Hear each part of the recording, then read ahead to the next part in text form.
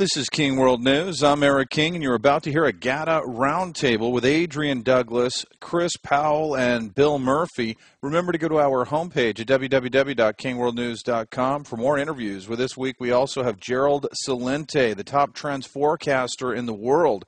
Gerald gives King World News listeners a sneak peek into what he expects for 2010.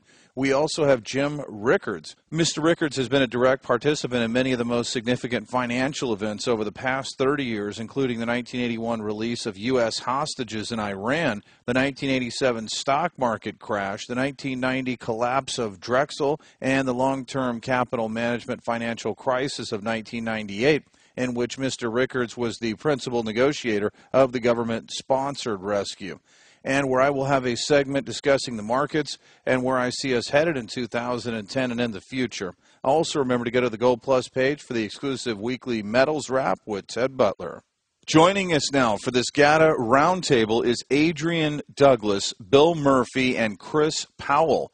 I want to talk about where we are in the gold market, gentlemen, and about what the three of you see going forward. But first, you just recently announced this lawsuit against the Fed. What exactly is GATA trying to accomplish with this lawsuit for listeners who may not be up to speed in layman's terms? Chris, we'll start with you.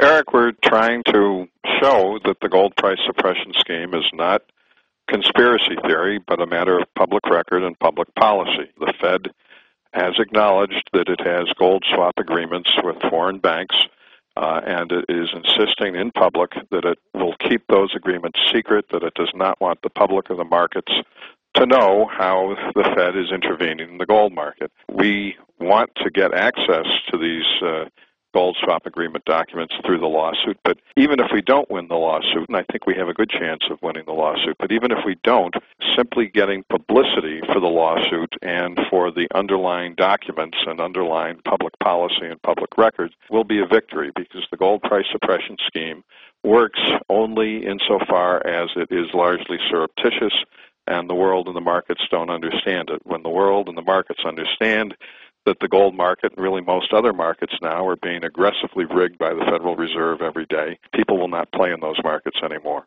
Bill?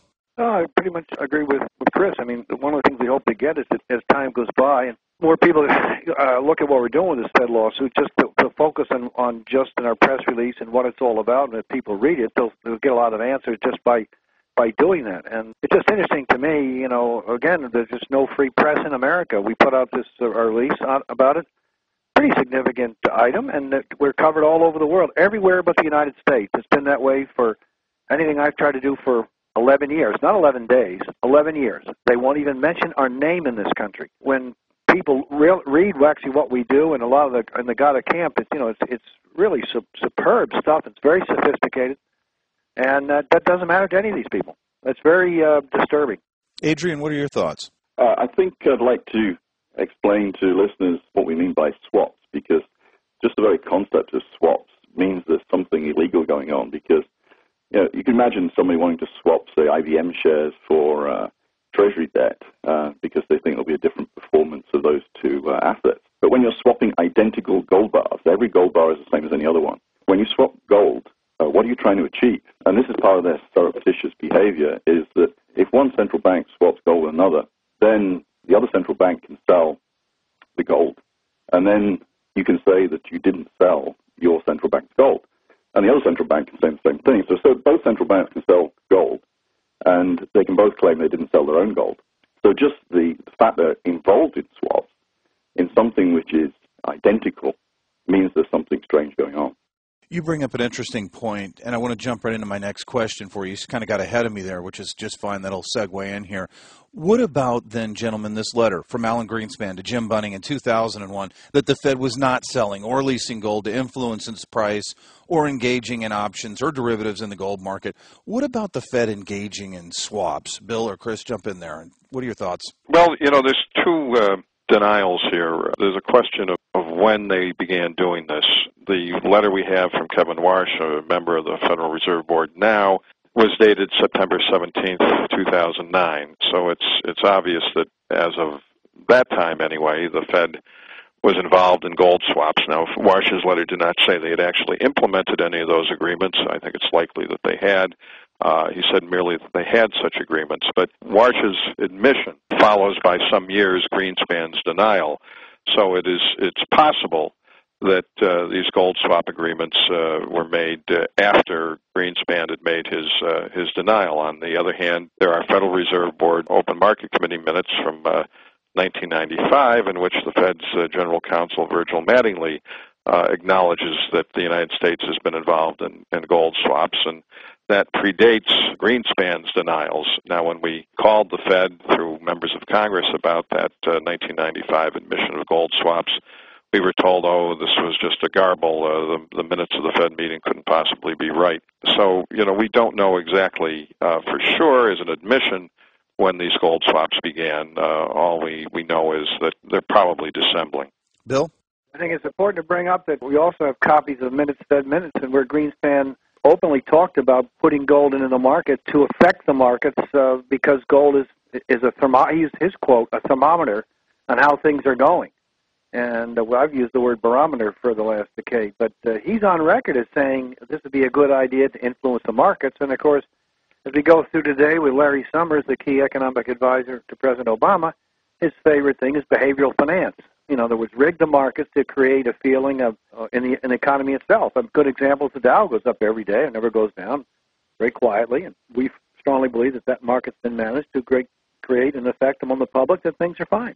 The minutes of the Fed that Bill's referring to were minutes discovered by our consultant, Dimitri Speck. They are minutes of the Federal Open Market Committee meeting of May 18th, 1993, where Greenspan says, well, here, I can quote from the minutes. I have them in front of me here. I have one other issue I'd like to throw on the table. I hesitate to do it, but let me tell you some of the issues that are involved here. If we are dealing with psychology, then the thermometers one uses to measure it have an effect. I was raising the question on the side with Governor Mullins of what would happen if the Treasury sold a little gold in this market. That's an interesting question here because if the gold price broke in that context, the thermometer would not just be a measuring tool, it would basically affect the underlying psychology. So you can see that Greenspan himself in 1993 was contemplating gold sales precisely to mislead the financial markets. And if I might say, quickly out here, the following year, he and Will McDonough, who was head of the New York Fed, went and joined, contrary to what was supposed to be allowed in the United States, and joined the Bank of International Settlements. And so you got from one thing to the other, and it leads into the gold price manipulation scheme. Adrian? Yeah, Eric, coming back to that letter of Alan Greenspan to Jim Bunning, he says the Federal Reserve owns no gold. Well, if you look at the Federal Reserve's annual report, they have $11.07 billion of gold certificates on their asset listing. So those are gold certificates. And if you read the footnotes, the U.S. Treasury gives the gold certificates to the Federal Reserve as collateral for the Federal Reserve to produce endless amounts of money for the government to spend. And there's an agreement that those gold certificates can be bought back at any time for $42.22 per ounce, which is the last official gold price. So if you take the Fed's $11.07 billion of gold certificates and divide it by that gold price, you come to 260 million ounces, which is 8,134 tons, which is exactly equal to all the claimed U.S. official gold. So all the U.S. official gold is sitting on the Fed's balance sheet. So for him to claim they own no gold, they do. He's probably going to say, well, we own gold certificates, but it says the gold certificates are backed and have to be backed by U.S. Treasury gold. So the Treasury claims they own that gold, and so does the Fed.